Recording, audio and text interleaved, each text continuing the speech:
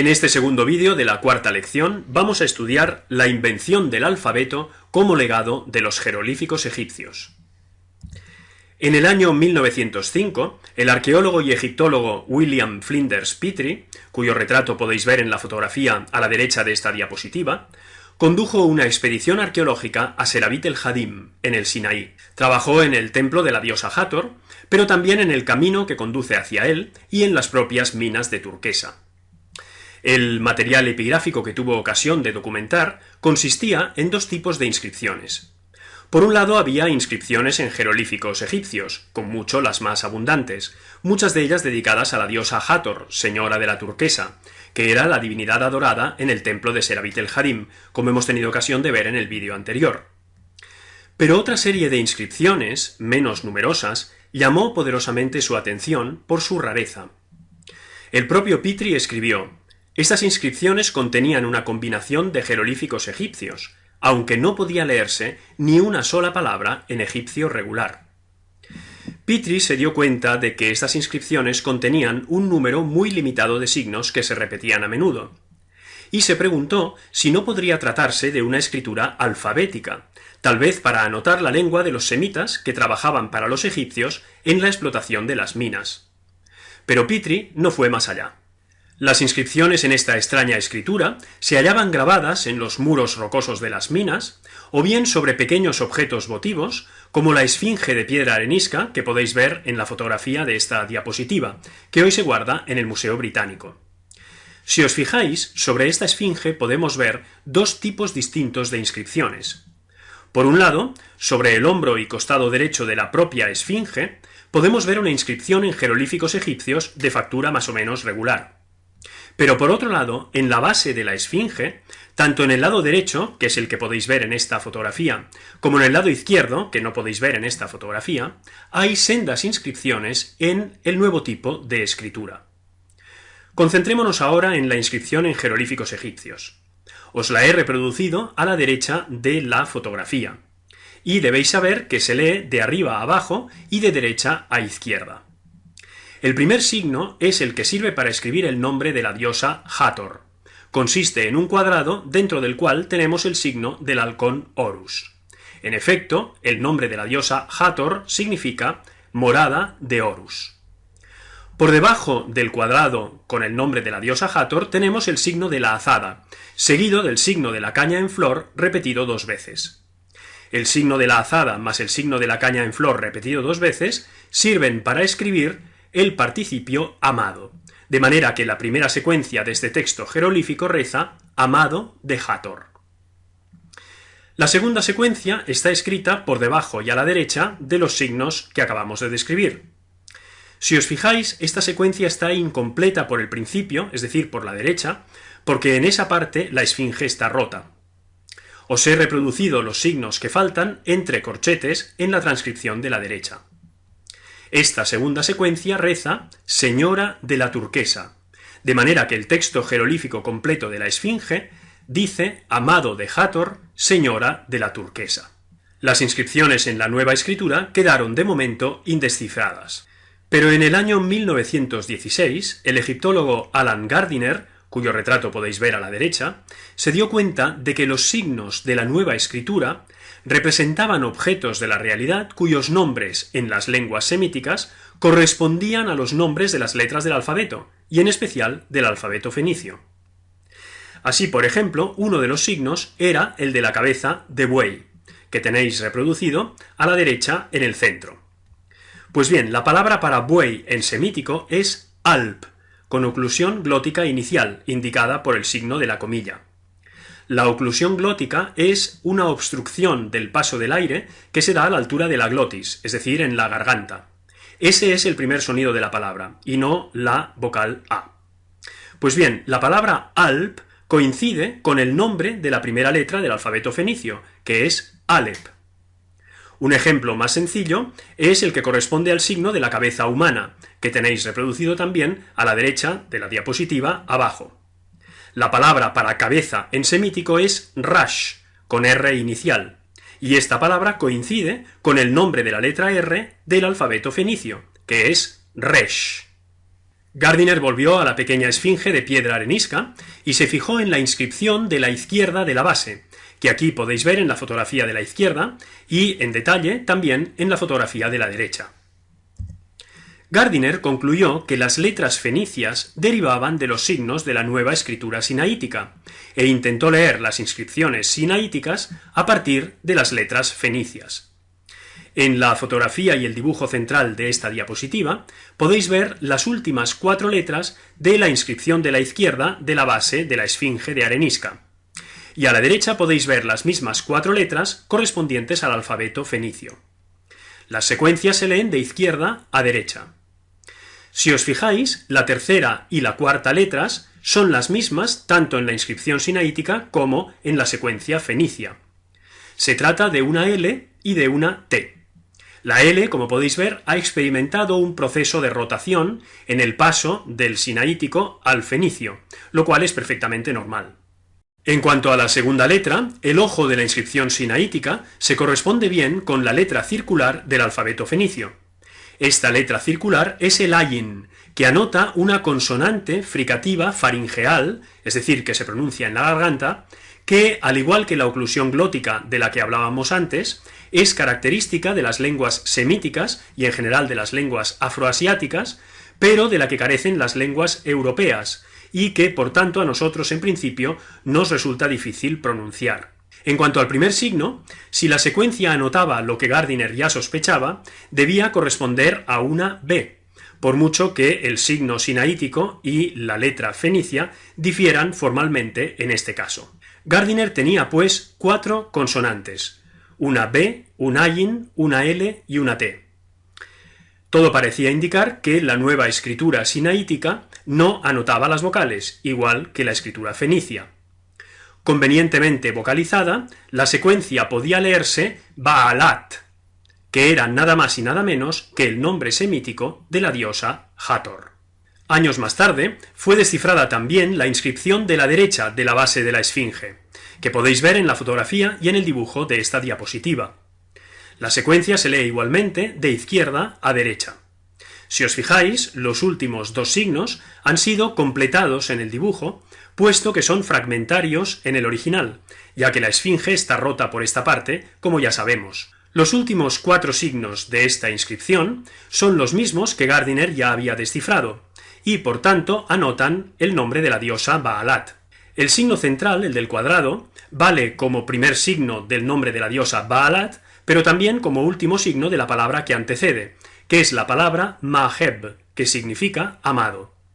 La inscripción reza, por tanto, amado de Baalat, y es la traducción lingüística y cultural de la inscripción en jeroglíficos egipcios de la misma esfinge, que rezaba, como hemos visto, amado de Hathor. La esfinge de Serabit el-Hadim puede ser considerada, por tanto, como una pequeña piedra de Rosetta de la escritura sinaítica. Gracias a sus estudios, Gardiner concluyó que los signos alfabéticos sinaíticos habían sido aislados por acrofonía, es decir, cada signo anotaba el primer sonido de la palabra semítica que designaba lo que el signo mismo representaba. Si el signo representaba, por ejemplo, una cabeza humana, y cabeza se decía en semítico resh, con R inicial, el signo de la cabeza humana pasaba a anotar la consonante R. La nueva escritura consistía en un alfabeto de tipo pictográfico, cuyos signos reproducían o estaban inspirados directamente en los jeroglíficos egipcios. La lengua que este alfabeto anotaba era del grupo semítico noroccidental, como los posteriores fenicio y hebreo.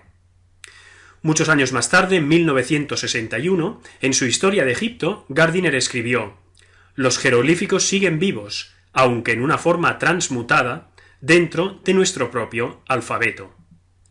La nueva escritura alfabética fue denominada escritura proto-sinaítica.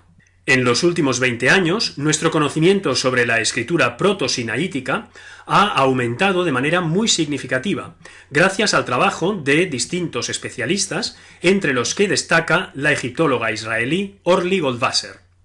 En 2006, Goldwasser reexaminó detalladamente toda la cuestión desde una amplia perspectiva que toma en consideración tanto la paleografía de las inscripciones, es decir, el estudio de la forma de los signos, como su contexto geográfico, histórico, etnográfico y cultural.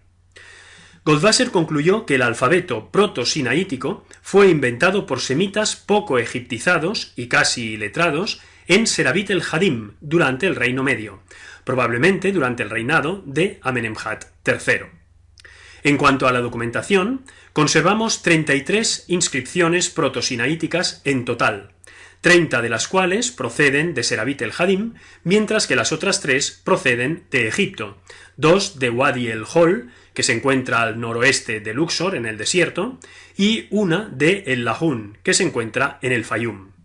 Consisten mayoritariamente, como ya sabemos, en inscripciones rupestres sobre muros rocosos, a veces en forma de estela, o sobre estatuillas o placas de piedra. Veamos cuáles son los puntos esenciales de la argumentación de Goldwasser. Para empezar, las inscripciones proto-sinaíticas son de ejecución tosca, lo cual significa, según Goldwasser, que los autores son prácticamente iletrados y no conocen los principios que gobiernan la escritura jeroglífica propiamente dicha. En segundo lugar, el hecho de que la práctica totalidad de las inscripciones proto-sinaíticas proceda del Sinaí significa que muy probablemente la nueva escritura nació allí. Hay que decir, sin embargo, que algunos autores han planteado la posibilidad de que naciera en Egipto, a raíz del descubrimiento muy reciente de las 2 inscripciones de Wadi el-Hol. Para Goldwasser, la balanza se decanta muy claramente en favor del Sinaí, y es por tanto en las inscripciones jeroglíficas egipcias de esta última región donde hay que buscar los prototipos de los signos proto-sinaíticos. Por ejemplo, en las inscripciones de Gebeded, el oficial semita que trabaja en las minas de Serabit el-Hadim y que se hace representar montado en un burro, como podéis ver en la fotografía de esta diapositiva y como tuvimos ocasión de ver en el vídeo anterior. En el dibujo de esta diapositiva podéis ver un fragmento de una estela del propio Gebeded escrita en jeroglíficos egipcios propiamente dichos. Goldwasser observa que en las estelas de Gebeded los signos jeroglíficos tienen una forma muy parecida a la forma de los correspondientes signos proto-sinaíticos en las inscripciones de la Nueva Escritura. Porque a propósito de los prototipos de los signos proto-sinaíticos, Goldwasser considera que los hay de 2 tipos. La mayoría de los signos proto-sinaíticos tienen como modelo jeroglíficos esculpidos en inscripciones egipcias del Reino Medio, en concreto de fines de la 12 dinastía, en el mismo Sinaí, y sobre todo en Serabit el-Hadim. Pero algún signo proto-sinaítico no parece tener su modelo en un jeroglífico de esas inscripciones egipcias, y entonces el prototipo debe buscarse más bien en objetos de la realidad. En este caso estaríamos ante signos de nueva creación. Por lo que se refiere a la lengua de las inscripciones, como ya se sabía, se trata de una lengua semítica noroccidental, muy próxima al fenicio, al arameo y al hebreo, con las que comparte el léxico. Y en cuanto a la finalidad de las inscripciones, esta es estrictamente cultural y religiosa. Los semitas buscaban escribir sus propias invocaciones a sus dioses, a imitación de lo que hacían los egipcios con los que convivían. Se trataba de anotar sus nombres propios y sus títulos como oferentes, y también los nombres de sus dioses, como la diosa Baalat, que ya conocemos, y el dios supremo semita, El. Tenemos, por tanto, un estímulo interno, que es la necesidad espiritual de los mismos semitas que trabajaban en las minas del Sinaí, y un estímulo externo, que es el ejemplo egipcio que emular. Esto es lo que explica, según Goldwasser, que el alfabeto naciera en ese lugar y en ese momento en concreto. Finalmente, en lo que se refiere al mecanismo de aislamiento de los signos, este es, como también se sabía, la acrofonía. Los creadores del sistema ignoraron por completo, probablemente porque nunca lo conocieron, el valor fonético o semántico egipcio del signo jeroglífico escogido. Si no, muy probablemente le habrían dado ese valor. Y procedieron como sigue. Tenían que escoger un signo para cada uno de los sonidos consonánticos de su lengua semítica, que son en total una 20. Identificaron por tanto estos sonidos y escogieron una palabra de su lengua que empezara por cada uno de ellos. Acto seguido, establecieron como signo para anotar cada sonido el jeroglífico egipcio que representaba el objeto de la realidad designado por la palabra en cuestión, o, en su defecto, un icono de nueva creación, como ya hemos comentado. Es importante que tengamos bien presente que los alfabetos semíticos solo anotan las consonantes. Es así en el caso del alfabeto fenicio, y lo fue también en el caso de su precedente, el alfabeto proto-sinaítico. Y pasemos ya a ver ejemplos concretos. Empezaremos por la segunda línea de esta diapositiva, porque el ejemplo es más fácil. Para la consonante B, los creadores del alfabeto escogieron la palabra bait, que significa casa, y adoptaron como signo para anotar el fonema B, el signo jerolífico de la casa, que aquí podéis ver a la izquierda de la flecha. A la derecha de la flecha podéis ver su adaptación en la escritura proto-sinaítica. En cuanto a la primera línea, el sonido de la oclusión glótica, que es ese sonido del que ya os he hablado, que consiste en una obstrucción del paso del aire que se produce en la glotis, es decir, en la garganta, que es característico de las lenguas semíticas y afroasiáticas, pero del que carecen las lenguas europeas. Para notar ese sonido, como digo, los creadores del alfabeto escogieron la palabra Alep, que significa buey, y adoptaron el signo jerolífico de la cabeza de buey, que aquí podéis ver a la izquierda de la flecha. A la derecha de la flecha, en cambio, podéis ver su adaptación proto-sinaítica.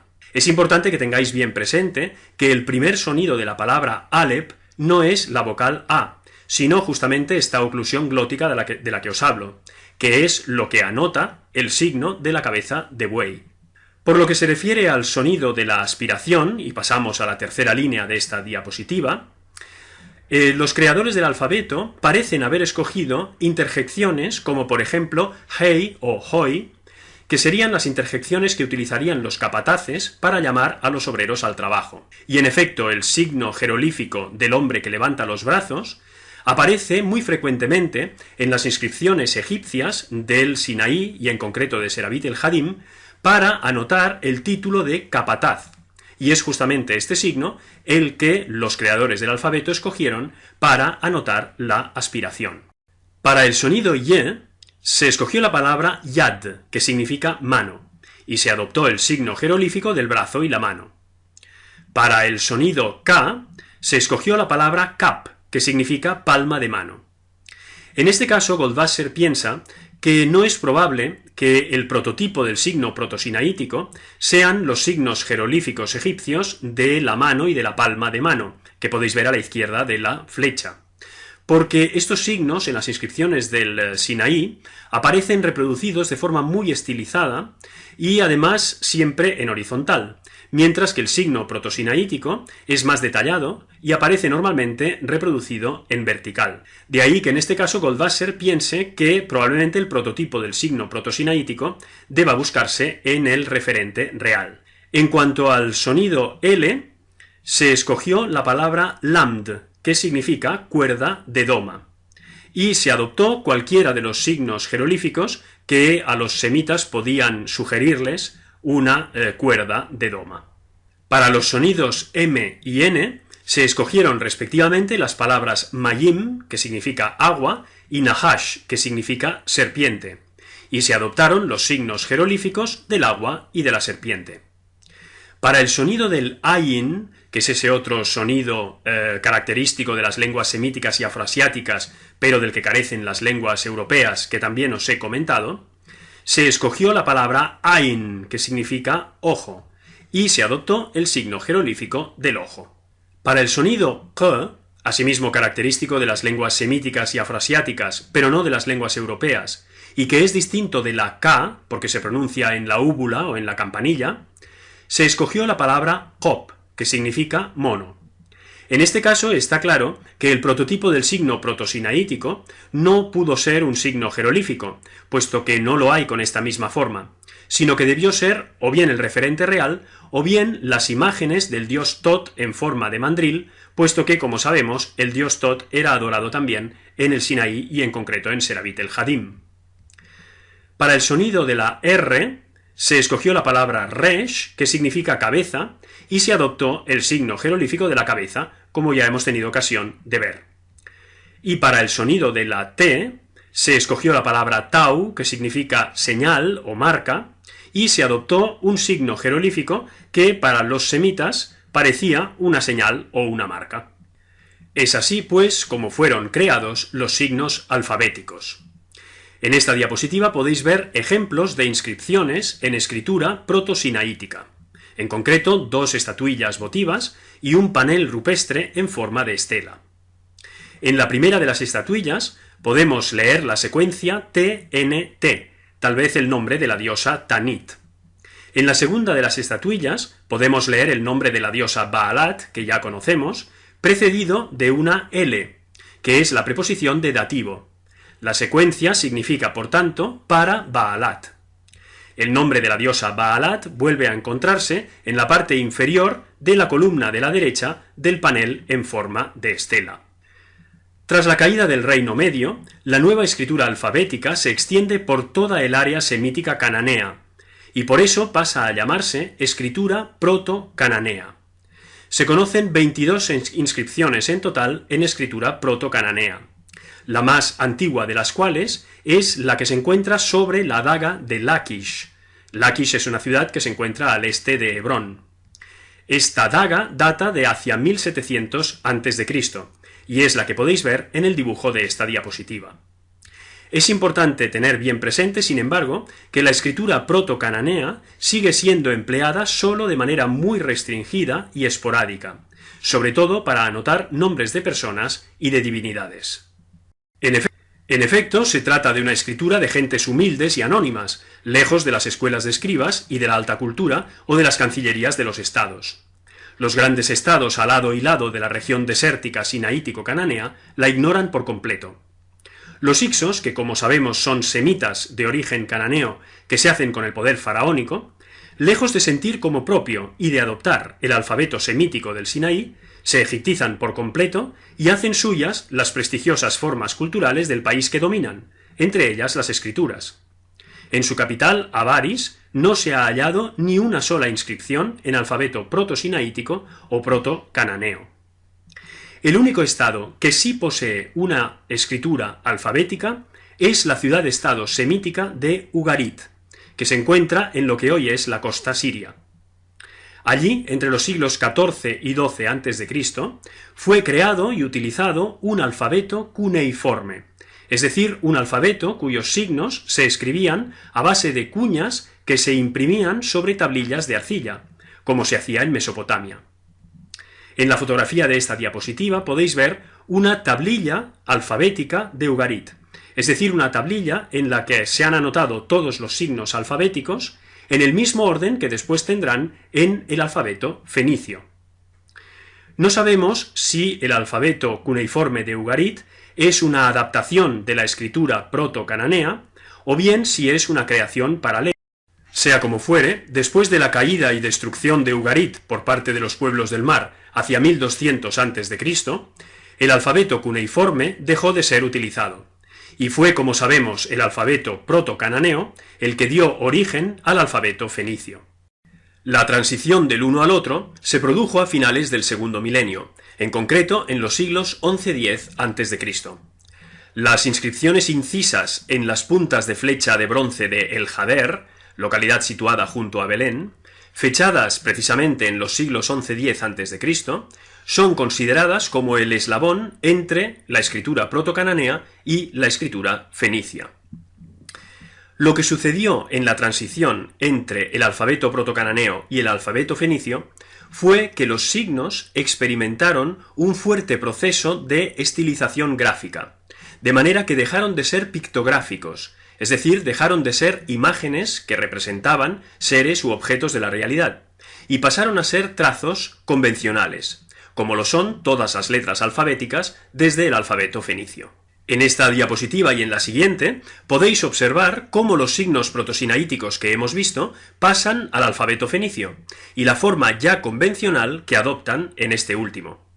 Es importante que tengáis presente que en el paso del alfabeto protosinaítico al alfabeto fenicio, algunos signos experimentan un proceso de rotación, de 90 grados o de 180 grados.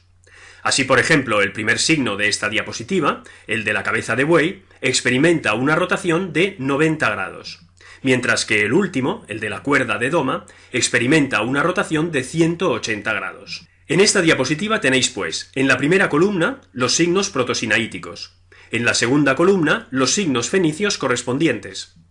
En la tercera columna, los sonidos anotados por esos signos fenicios, que son los mismos que ya anotaban los signos protosinaíticos, porque tanto la lengua fenicia como la lengua de las inscripciones protosinaíticas eran lenguas semíticas. Como sabéis, los griegos adoptaron el alfabeto de los fenicios, y más tarde los romanos lo adoptaron de los etruscos, que a su vez lo habían adoptado de los griegos.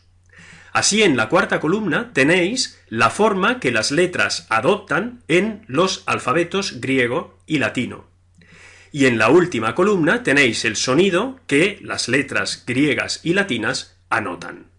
Por lo que se refiere a las letras griegas y latinas, hay que decir que algunas vuelven a experimentar un proceso de rotación con respecto a las letras fenicias, como la primera, que experimenta un proceso de rotación de 90 grados, de manera que ahora está del revés con respecto al signo original protosinaítico.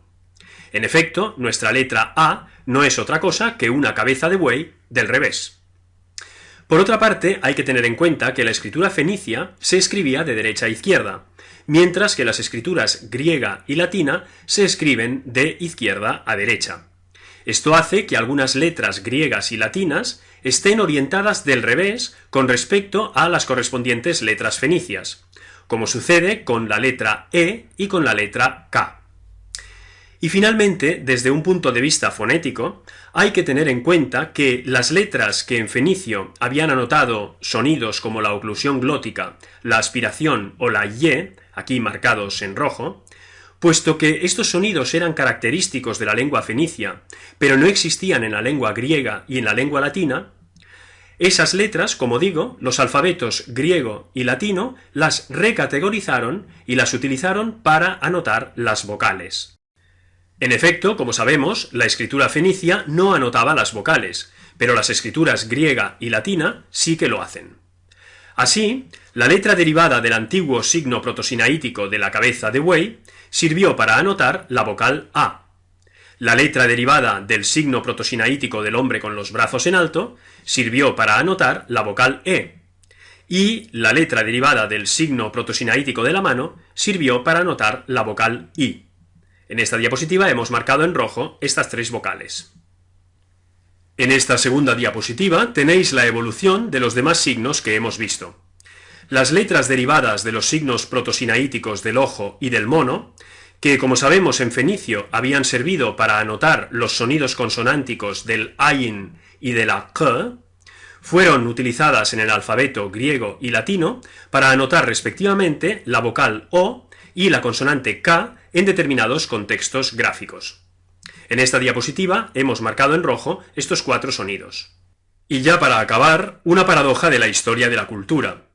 Cuando los egipcios, a partir del siglo II a.C., pero sobre todo a partir del siglo II después de Cristo, empezaron a escribir su propia lengua con las letras griegas y crearon la escritura copta, no podían imaginar siquiera lejanamente que las nuevas letras derivaban de algunos signos de la más prestigiosa de las escrituras de sus antepasados, los jeroglíficos, después de una evolución gráfica de casi 2000 años y de un periplo geográfico circular que va de Egipto al Sinaí, del Sinaí a la franja siro-palestina, de la franja siro-palestina a Grecia y de Grecia de nuevo a Egipto.